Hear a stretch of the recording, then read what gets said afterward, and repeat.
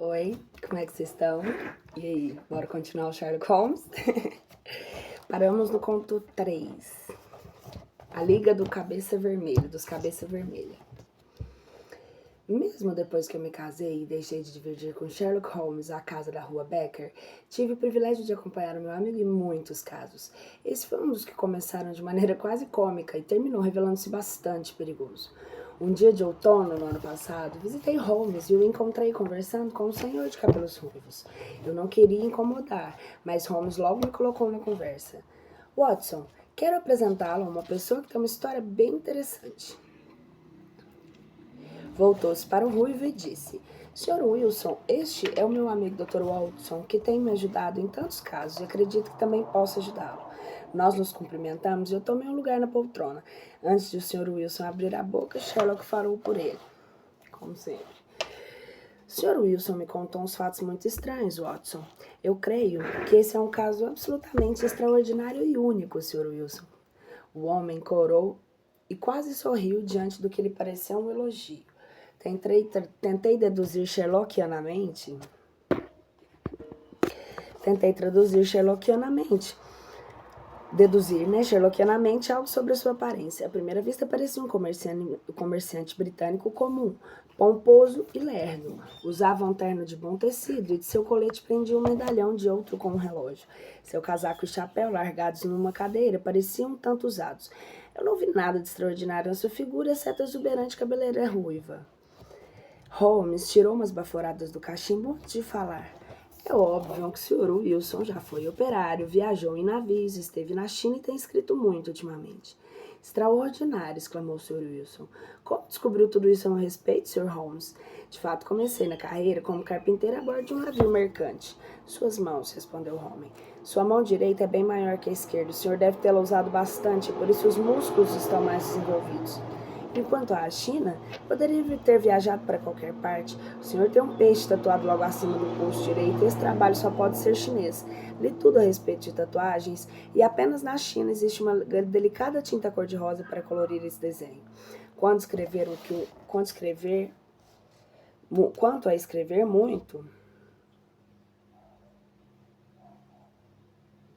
tem dia que a gente acorda no bad hair day, né? Quanto a escrever muito, nota-se que o punho direito da sua camisa está brilhante e limpo, como se muitas vezes fosse esfregado na mesa onde trabalha. Além disso, há marcas de tintas nas pontas dos seus dedos. Mas Jesus amado, gente, me desculpem. Odeio quando isso acontece. Quanto a escrever muito, nota-se que o punho direito da sua camisa está brilhante e limpo, como se muitas vezes fosse esfregado na mesa onde trabalha. Além disso, há marcas de tintas nas pontas dos seus dedos.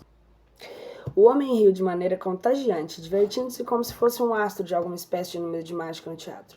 Afinal, Holmes o interrompeu e lhe pediu que me mostrasse o anúncio de jornal, e era este. Vaga na Liga dos Cabeças Vermelhas. Graças à herança deixada pelo falecido Ezequias Hopkins na Pensilvânia, nos Estados Unidos, há agora outra vaga na Liga dos Cabeças Vermelhas. O candidato deve gozar de perfeita saúde física e mental e ter acima de 21 anos. O escolhido receberá o salário de 4 libras semanais.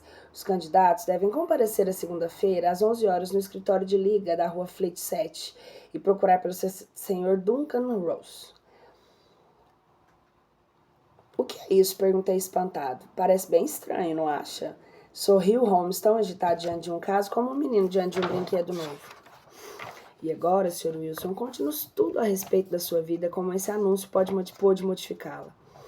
Como lhe contei há pouco, Sr. Holmes, o homem enxugou o suor da testa enquanto falava. Sou proprietário de uma loja de penhores na praça Saxe-Coburg, no centro da cidade.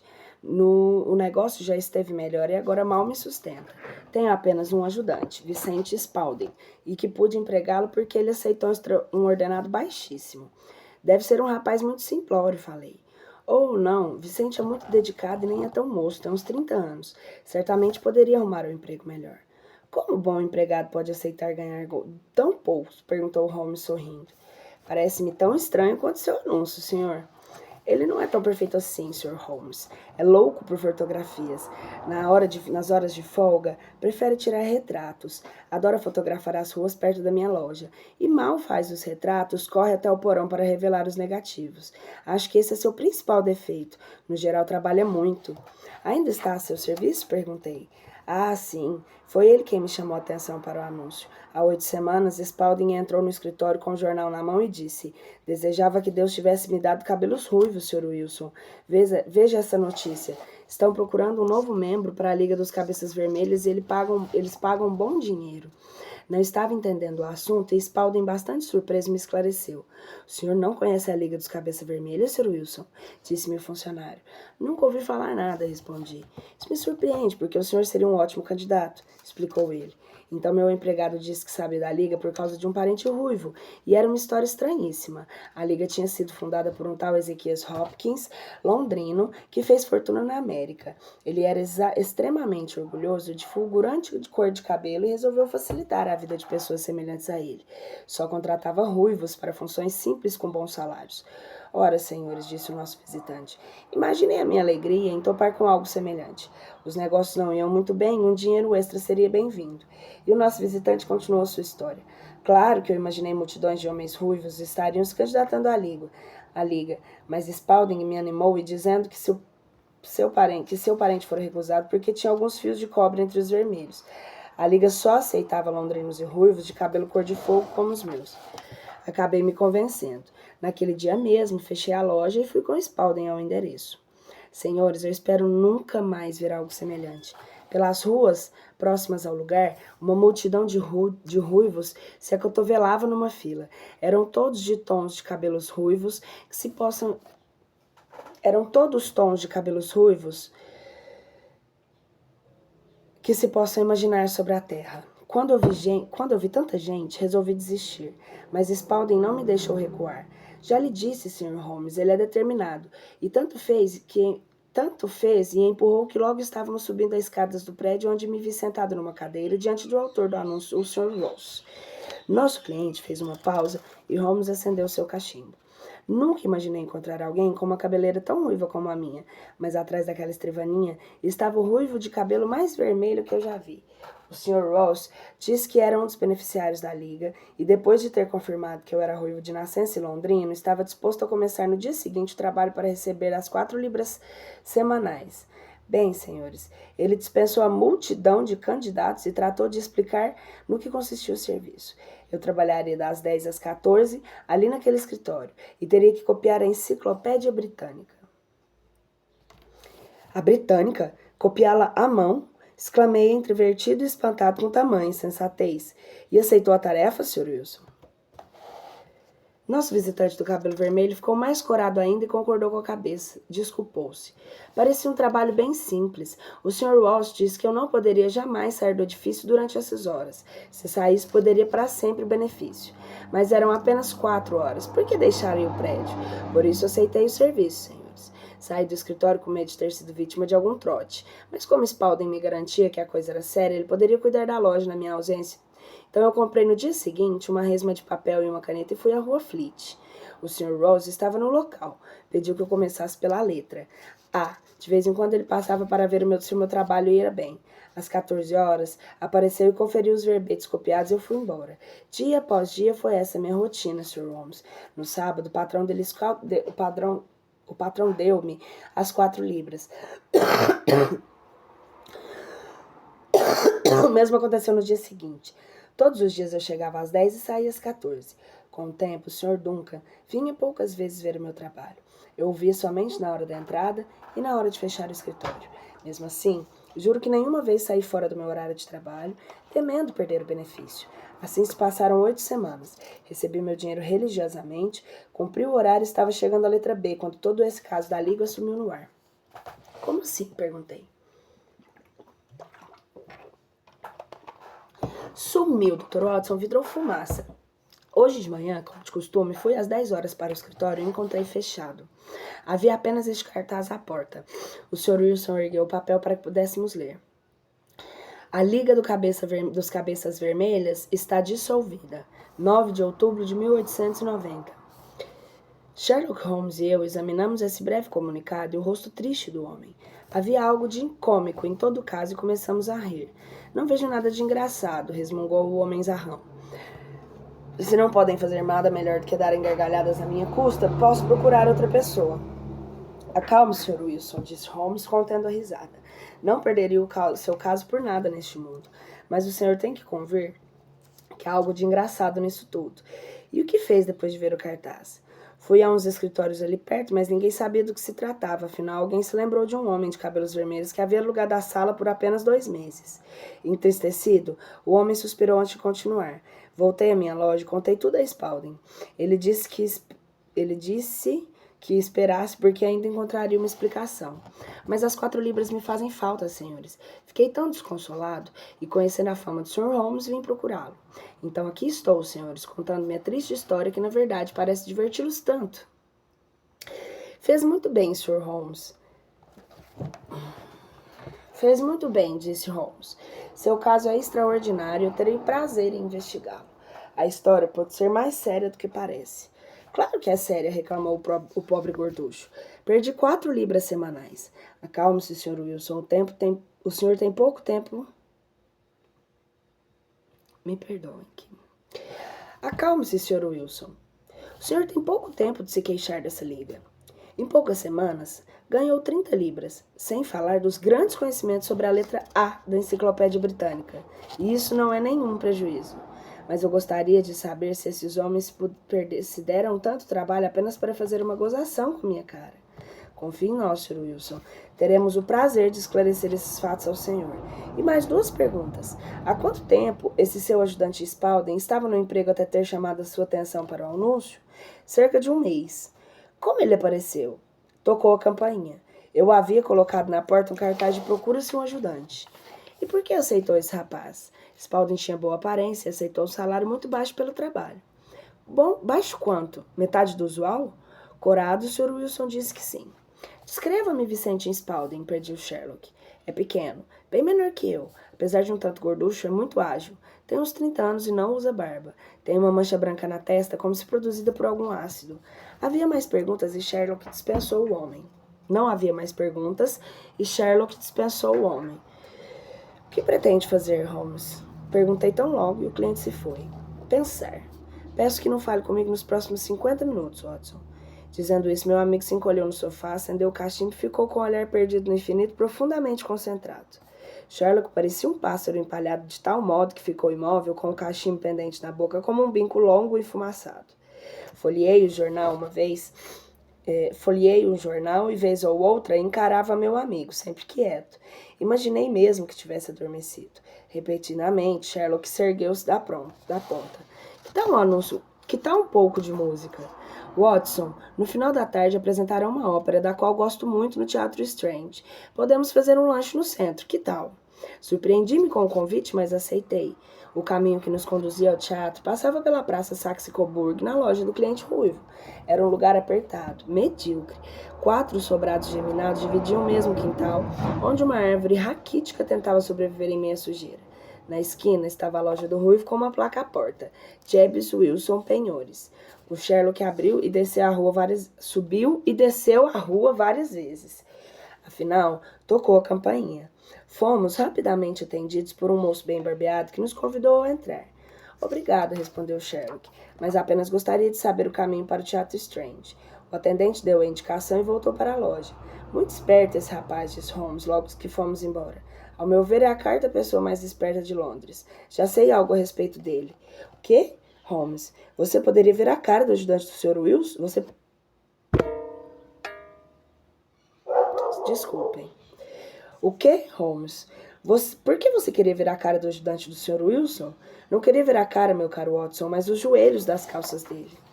A resposta era estranha, mas por mais que eu insistisse, meu amigo não deu outros detalhes. Sherlock foi investigar as ruas próximas. Depois da esquina da praça, espantosamente, a paisagem mudava. Nada havia ali de decadente ou apertado. Era uma larga avenida de grande movimento de carros e pessoas. Era curioso como tantos e tão impotentes edifícios faziam fundos com um lugar sinistro com a praça Saxe-Coburg. Deixe-me ver. Holmes analisou as fachadas do comércio. Ali a tabacaria Mortimer. Depois vem a banca de jornais, o restaurante vegetariano, o depósito de McFarlane. Já descobri o que queria, Watson. Sugiro que nos apressemos, para não perdermos a primeira diária. Pode me acompanhar numa calçada, Watson? Claro, respondi. Então eu lhe peço que traga seu revólver e esteja às 22 horas na rua Becker. Creio que um crime horrendo está sendo preparado, Watson. Se não agirmos depressa, não conseguiremos impedir que ele aconteça. Fui buscar a arma ainda confuso.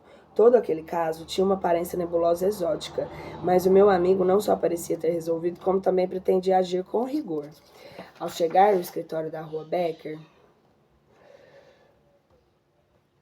vi que Holmes não estava sozinho. Conversava animadamente com dois homens.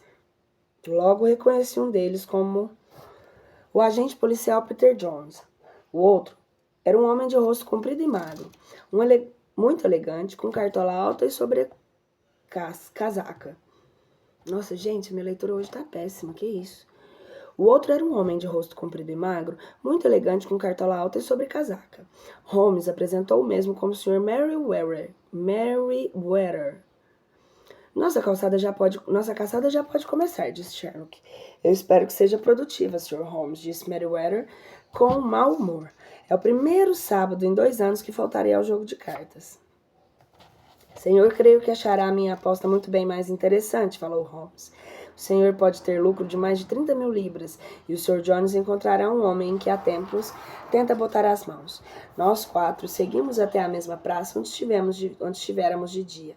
Passamos por um corredor estreito, seguindo o Sr. Merryweather, que destrancou a porta e nos conduziu para uma escadaria até a adega, onde estavam empilhados grandes e pesados caixotões. Temos aqui 30 mil libras, disse o Sr. Merryweather, dando um tapinha de leve na madeira. É muito mais do que costuma ficar nos bancos, mas esse dinheiro é um empréstimo para o governo francês e será embarcado na segunda-feira. Por isso, senhores, creio que os ladrões tentarão um ataque essa noite de sábado. Infelizmente, precisamos ficar no escuro e em silêncio. Sugiro que o Sr. Jones se esconda atrás daquele engradado e o Sr. Merryweather atrás do outro. Watson fique aqui. Quando eu acender a lanterna, pulem depressa sobre os ladrões. Watson, se eles atirarem, responda ao fogo. São homens destemidos e muito perigosos. Foi uma longa e monótona espera. Umas 2 horas se passaram e talvez um pouco mais, até que começamos a ouvir uma pancada rouca e contínua. Então um fio de luz surgiu de uma fresta na parede, o reboco caiu e eu pude ver uma mão pálida tatear em redor.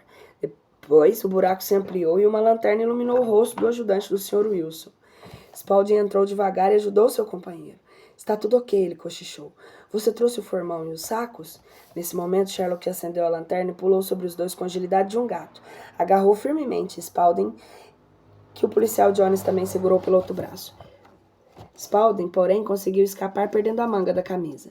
Não adianta, John Clay, disse Holmes, impedindo que o ladrão sacasse uma arma escondida na cintura e jogando-a longe. Você não tem como escapar. E nem seu cúmplice, disse Jones. Coloquei 2 policiais lá na porta, fora da loja.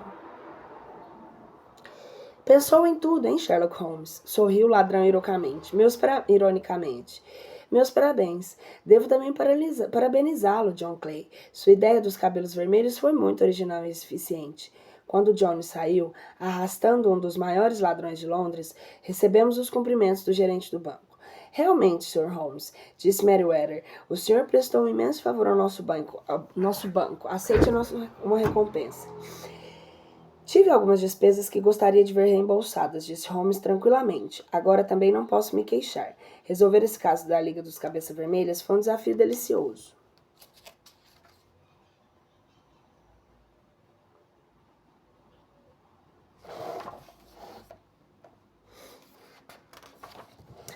Veja, Watson, disse Holmes de madrugada, enquanto tomávamos um uísque no escritório da rua Becker. Era claro desde o início que as 8 semanas que o Sr. Wilson ficou copiando a enciclopédia britânica foram apenas um pretexto para afastar o homem da sua loja de penhores.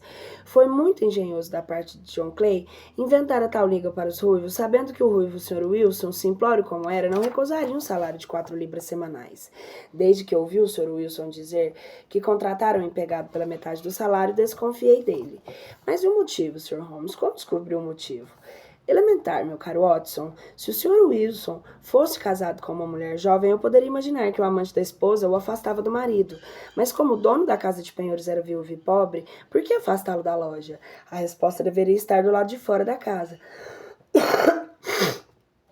Holmes tomou logo um longo gole antes de continuar.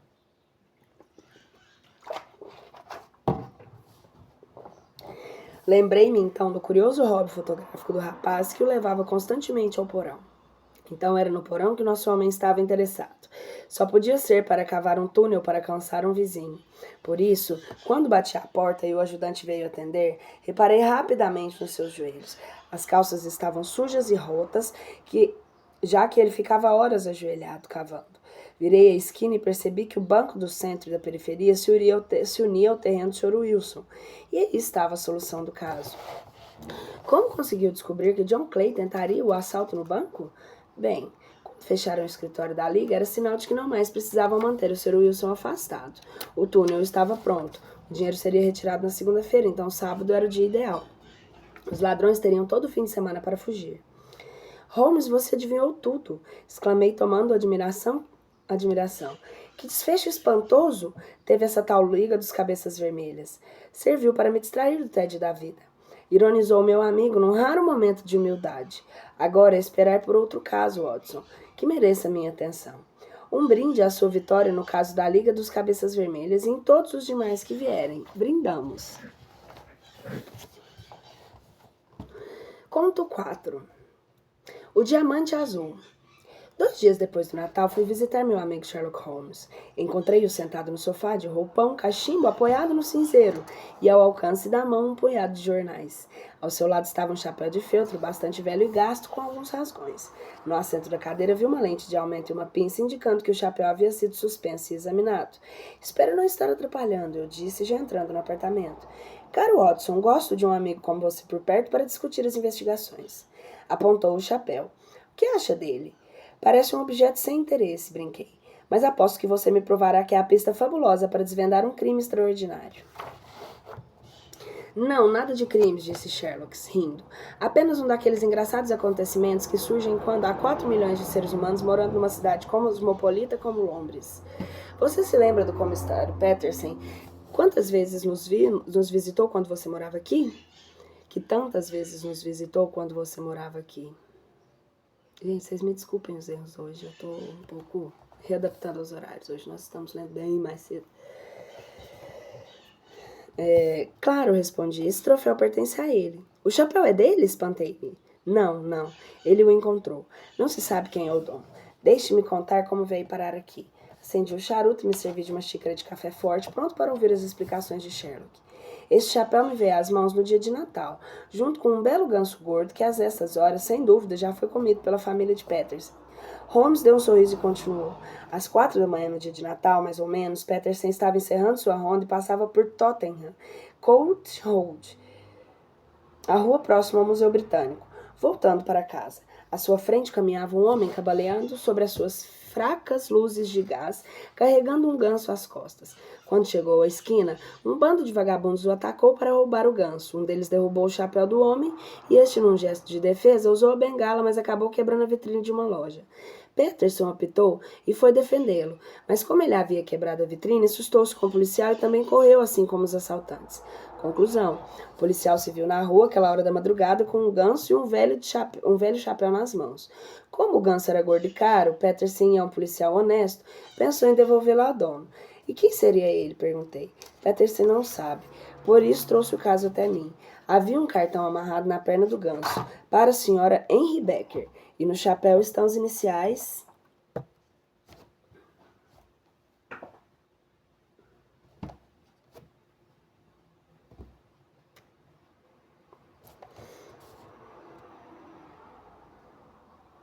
E no chapéu estão as iniciais HB. Ora, como há milhares de Beckers na nossa cidade, provavelmente outro tanto de Henrys, nosso amigo Patterson não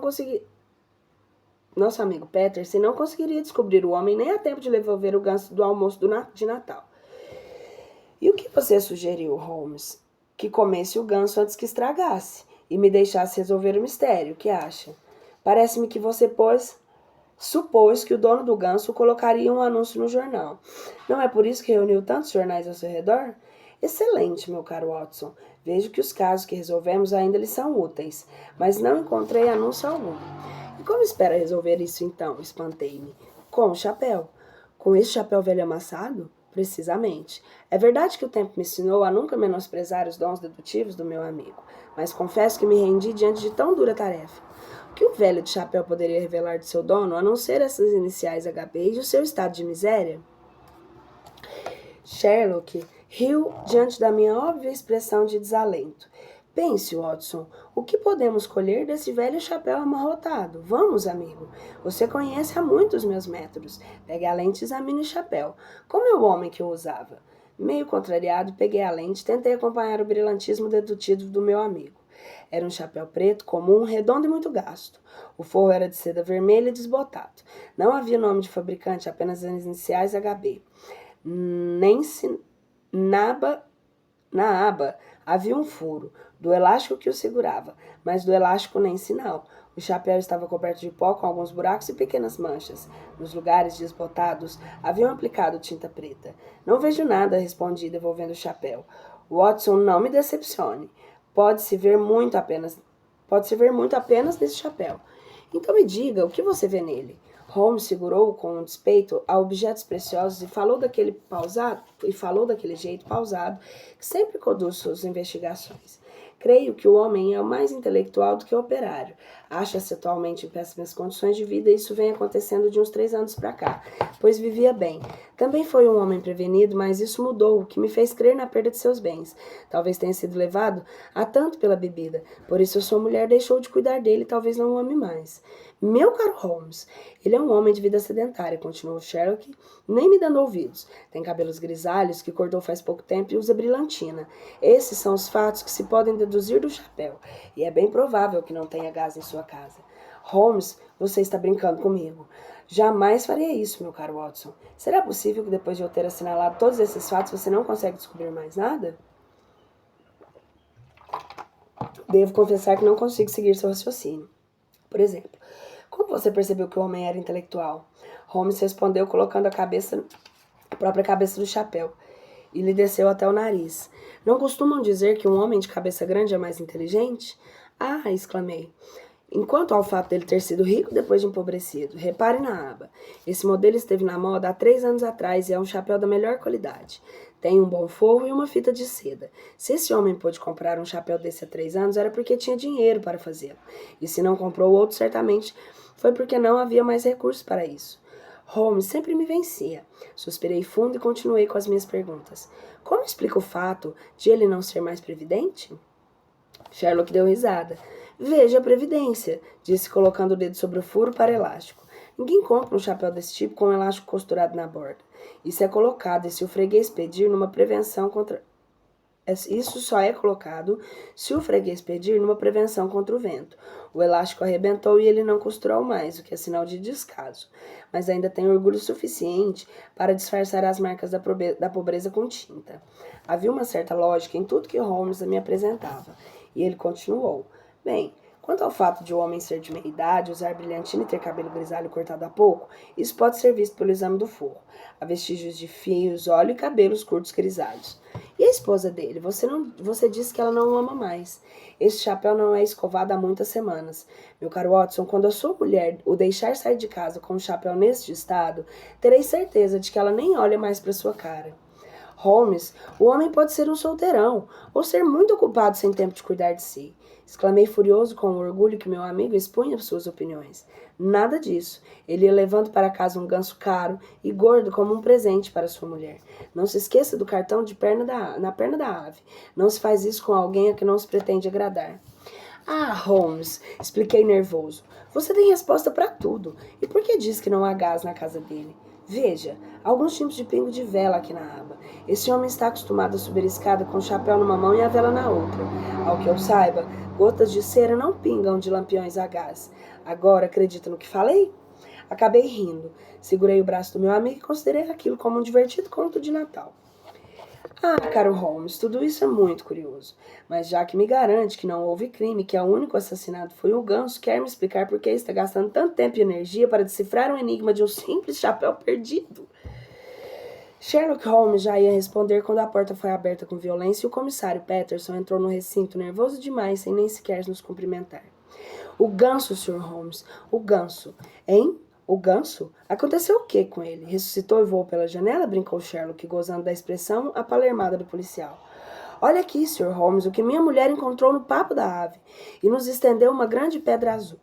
Peterson, acredite, você tem aqui algo de grande valor. Por acaso sabe o que é isso? Um diamante, Sr. Holmes. Uma pedra preciosa. Ela corta o vidro como se fosse uma banha. Não, caro Peterson, não é uma pedra preciosa. É a pedra preciosa. Não me diga, Holmes, explodi furioso. Não me diga que é a pedra da Condessa de Morcar. Creio que sim. Depois do seu roubo, foi o que mais se leu no The Times. Uma pedra única e a recompensa de 1000 libras oferecida pelo seu retorno não corresponde à 20ª parte do seu valor, concluiu Holmes. 1000 libras! Deus do céu! Gritou o comissário, nervoso demais para segurar a pedra por mais tempo, derrubando-a no tapete da sala. Essa é a recompensa oferecida, disse Holmes, mantendo a tranquilidade e recolhendo a loja. Mas por valor sentimental, sua dona seria capaz de oferecer metade da fortuna para recuperá-la. Ao que me lembro, a pedra desapareceu no Hotel Cosmopolitan. Falei. Holmes completou a informação. Isso mesmo. No dia 22 de dezembro, exatamente 5 dias, John Horner, o encanador, foi acusado de tirar a pedra de um porta-joias do quarto da condessa e as provas contra ele são tão fortes que o homem irá a julgamento nas próximas semanas. Veja, tenho aqui um recorte de jornal para comprovar o que digo. E Holmes estendeu um artigo. Roubo de joias no Hotel Cosmopolitan. John Horner, 26 anos, encanador, foi acusado de, no dia 22 do corrente, ter roubado da porta-joias da Condessa de Morcar uma valiosa gema, conhecida como diamante azul. James Ryder, copeiro-mor do hotel, afirma ter levado o Sr. Horner ao quarto da Condessa, a pedido da sua dama de companhia, Catarina Cusack, para que ele soldasse uma grade da lareira. O camareiro permaneceu no local algum tempo, mas sendo chamado, deixou o soldador sozinho. Ao voltar, viu que Horner havia saído, mas constatou que o cofre se achava aberto, e o que o espantou. Ryder deu o alarme e Horner foi preso, mas a pedra não foi encontrada. O encanador protestou inocência, mas como já apresenta antecedentes criminais, tudo indica a sua culpa provável. Horner deverá ir a julgamento. Apesar disso, o mais terrível é que no momento não há o menor sinal do diamante, peça muito querida de sua graça que prometeu régia recompensa a quem indicar o paradeiro da joia. Bobagens da polícia, disse Holmes jogando o jornal para o lado. Nossa prioridade é estabelecer a sequência de fatos desde que o porta-joias foi aberto até o fim, que é o ganso perdido de Tottenham no Kurt Road, comido pela família de nosso amigo Peterson. O que ocorreu entre cada acontecimento? Perguntou ele mesmo e respondeu, abrindo a mão e exibindo a joia. Aqui está a pedra. A pedra veio do ganso. E como o ganso chegou às nossas mãos? Através de Peterson e do homem de meia idade com o chapéu surrado. Por isso, caro amigo Watson, colocarei nos jornais um anúncio. Holmes redigiu rapidamente uma nota e a leu. Ganso encontrado no Tottenham Court Road junto com o chapéu de feltro.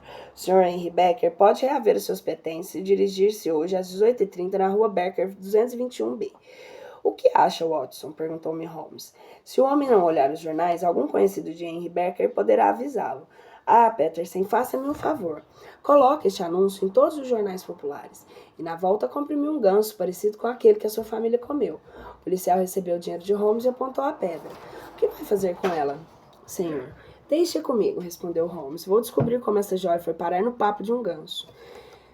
Depois que Peterson saiu, decidi partir também. Qualquer resultado só viria ao final da tarde. Prometi voltar à noitinha para conferir se o mistério do ganso e do roubo do diamante azul teria solução. Quando voltei, encontrei um homem na sala de Holmes. Watson, quero lhe apresentar o Sr. Henry Becker. Ele acabou de chegar e esperávamos por você. Cumprimentei-o e reparei que meu amigo havia acertado muitas características de Henry Becker. Era alto, de faces vermelhas com a roupa abotoada de cima a baixo, mas com mangas puídas na camisa. Usava um boné escocês. Suas mãos tremiam um pouco, o que me lembrou o comentário de Holmes a respeito da bebida. Falava baixo, escolhia as palavras com correção, mostrando ser um homem letrado. Então o senhor perdeu seu ganso e o chapéu, disse Holmes. Era no que acreditava, senhor. Pensei que os ladrões a essa altura já tivessem devorado a ave. Foi o que nós fizemos, infelizmente. Ah, os senhores comeram o ganso, disse o homem decepcionado. O ganso acabaria apodrecendo e isso seria um desperdício. Mas tenho aqui outra ave de igual peso e espero igual sabor. Holmes indicou um pacote de onde saíam as patas do ganso com o chapéu gasto ao lado. Reparei que os olhos do homem se iluminaram. Ele não se importava em trocar uma ave pela outra. O que queria mesmo era levar a comida para casa. Holmes olhou para o homem e perguntou: Espero que não se importe em me dizer onde o senhor comprou o ganso, Sr. Becker. Era de ótima qualidade. No Clube do Ganso. Falamos quase ao mesmo tempo. Clube do Ganso? Foi o dono da Taberna Alfa que criou esse clube.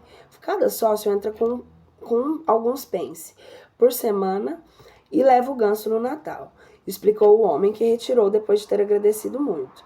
Então, o Sr. Becker é inocente, disse Holmes, fechando a porta atrás do visitante. Está com fome, Sr. Watson? Que tal um jantarzinho na Taberna Alfa? Claro que concordei. A taberna era um local pequeno, mas agradável. Holmes dirigiu-se ao proprietário com a maneira jovial que usa quando quer cativar as pessoas. Traga-nos cerveja, meu bom homem. Espero que a sua bebida seja tão boa quanto a qualidade dos seus gansos. Meus gansos? O homem se espantou. Sim, acabei de conversar com o Sr. Henry Becker, que é membro do Clube do Ganso. Ah, agora entendi, mas aqueles não são nossos. Foram encomendados de um vendedor na feira de Covent Garden, um homem chamado Beckenridge. Bebemos a cerveja e saímos. Vamos passear pela feira, Watson? Estou com bons pressentimentos. Acho que até o fim da noite resolveremos o mistério do ganso que come diamantes. Não foi difícil localizar a banca com o nome Beckenridge na fachada. O proprietário era um homem grosseiro, de nariz fino e barba pontuda. Meu amigo examinou a bancada de carnes antes de perguntar. Pelo que vejo, o senhor vendeu todos os seus gansos. Se quer gansos, pode comprá-los naquela banca diante, respondeu o homem com maus modos. Mas queria comprá-los do senhor, que me foi tão bem recomendado pelo dono da Taberna Alfa. Pode dizer-nos de quem comprou aquelas aves? Diante da pergunta inocente, o barbudo teve um inusitado ataque de raiva. Ai, que não digo! Já estou farto daquelas 2 dúzias de gansos do Alfa. É toda hora que me aparece alguém querendo saber onde comprei os gansos para quem vende os gansos. Ora, faça-me o favor, eu estou farto disso. Ponha-se daqui para fora que nada direi. Está bem, está certo, vou embora, disse Holmes, piscando espertamente para mim. Eu estava justamente apostando com meu amigo que aquelas aves foram criadas no campo. Aposto 1 libra com o senhor que estou certo. Aposta, exclamou o homem, 1 libra sobre os gansos? O que disse? Aposto 1 libra que aqueles gansos vieram do campo. Aposta fechada. E o senhor enfesado Berkgand bateu palmas, gritando para os fundos da barraca.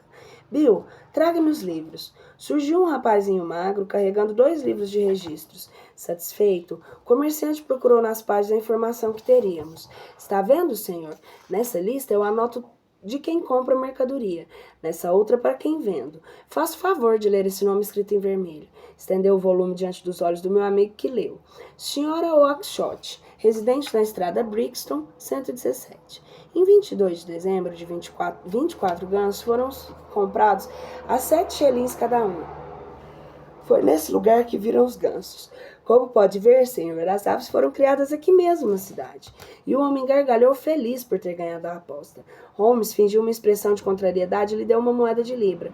Mal nos vimos na rua e meu amigo sorriu pegando no meu braço. Watson, um homem com aquela barba nunca se deixa convencer do que não quer. Poderia oferecer 100 libras pela informação que ele nada diria, mas a ideia de tapear um cavaleiro numa aposta era forte demais. Acho que teremos que visitar a criadora dos gansos, Sra. Oakeshott.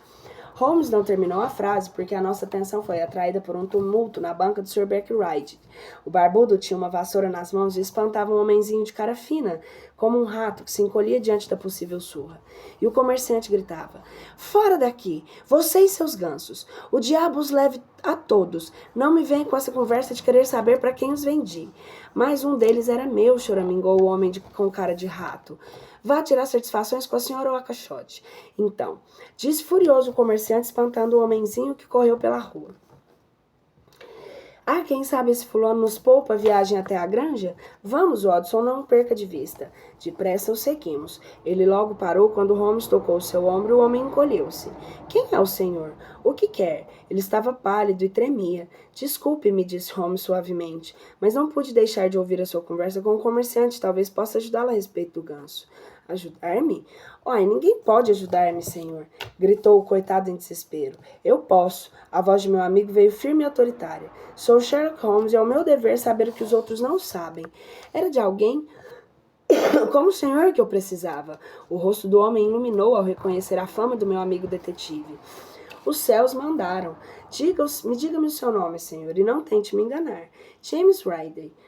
James Ryder, como pensei, o copeiro mor do Hotel Cosmopolitan. Acompanhe-nos, Sr. Ryder, vamos conversar num lugar mais confortável. Holmes fez sinal para um coche de aluguel e logo estávamos instalados na sala aquecida da rua Becker. Sherlock ofereceu um chá para o homenzinho, que o bebeu avidamente, usando a xícara para aquecer as mãos.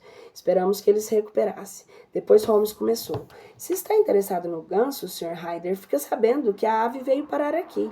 Aqui? Mas como? Isso não interessa. O que interessa é que é uma ave magnífica, tão extraordinária, que depois de morta pôs um ovo. Um ovo brilhante. Holmes abriu uma gaveta e tirou um diamante de lá.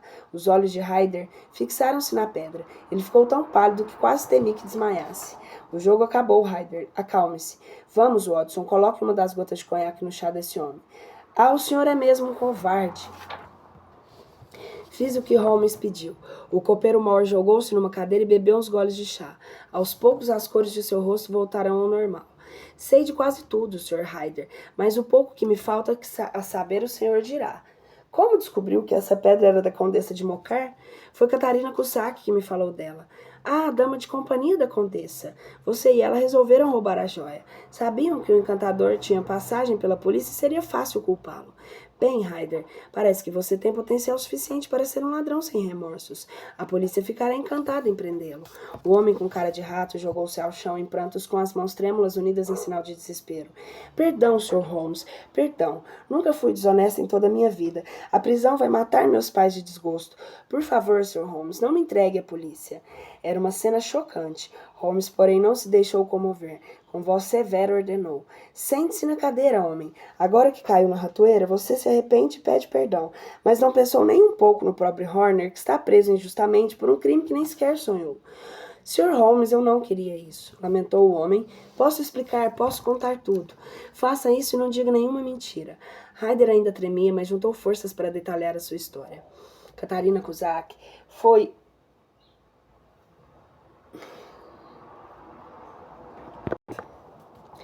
Catarina Cusack e eu organizamos o plano. Forjamos um defeito na lareira e eu dei um jeito para que o hotel escalasse o Horner para fazer o concerto. Sabia que ele era fichado. Depois que ele foi embora, forcei o porta-joias e imediatamente deu alarme. As suspeitas caíram sobre Horner. Depois que Horner foi preso, sabia que não poderia ficar com a pedra porque daria uma revista no hotel e nos aposentos. Fingi que cumprir uma ordem e saí do hotel levando o diamante. Oh, senhores, que desespero me bateu. Imaginava que qualquer vulto era um policial e que todas as pessoas na rua me acusavam e sabiam do meu terrível gesto. Nem sei como reunir forças para seguir até a casa de minha irmã. Ela é casada com um criador de aves e mora no subúrbio, então achei que era um local seguro. Como imaginou o truque da pedra no ganso? Perguntou Holmes com a voz severa. Não esconda nada. Ryder, se não vai terminar a sua história na polícia. Não esconda nada, Ryder, se não vai terminar a sua história na polícia. Eu conto, senhor, eu conto. Tive um amigo que cumpriu pena e ele me disse certa vez que os ladrões precisam logo se desfazer do roubo para evitar um flagrante da polícia. Quando eu e Catarina bolamos o plano, Holmes, fui à casa desse amigo. Sabia que ele me ajudaria a desfazer da pedra, mas aquela hora de agonia em que vi um policial em cada esquina, temi que nunca conseguisse levar a joia apenas escondida num bolso. Estava encostado no muro do galinheiro, rodeando de gansos, e me veio a ideia. Minha irmã me prometera um ganso de presente de Natal. Entrei no galinheiro e peguei uma das aves, uma grande com listas no rabo. Forcei o bicho a abrir o bico e enfiei a pedra no papo do ganso. Ele bateu asas e lutou um bocado, senhor, fazendo uma tremenda algazarra. Foi quando minha irmã ouviu o barulho e correu até o quintal. O susto de vê-la foi tal que acabei soltando a ave. O que está fazendo com esse ganso, Jim? Ela perguntou. Respondi que tinha vindo buscar a ave que ela me prometeu neste Natal. Ah, mas já separamos esse cinzento para você, ela respondeu. Obrigada, Maggie, eu falei, mas prefiro aquele que eu estava segurando. Que besteira, Jim. O cinzento pesa 3 quilos mais. Quero o branco com listras na cauda, falei. Claro que Meg ficou irritada com a minha insistência, mas matou o ganso escolhido e eu o levei tranquilamente para a casa do meu comparsa. Contei o que tinha feito e ele me deu muita risada. Tratamos de abrir o papo do ganso e, desgraça, não havia sinal da pedra. Na confusão, no meu terror, havia escolhido a ave errada, senhores. Voltei à casa de minha irmã, mas o destino conspirava contra mim. Meg já havia entregado as aves para o vendedor do mercado, aquele famigerado Sr. Beckride, que se acusou absurdamente a me dizer para quem havia vendido os gansos. Meg pensa que eu estou ficando louco. Eu começo a acreditar nisso também, senhores. Sou agora um ladrão marcado, sem jamais ter tocado na riqueza pela qual perdi o caráter.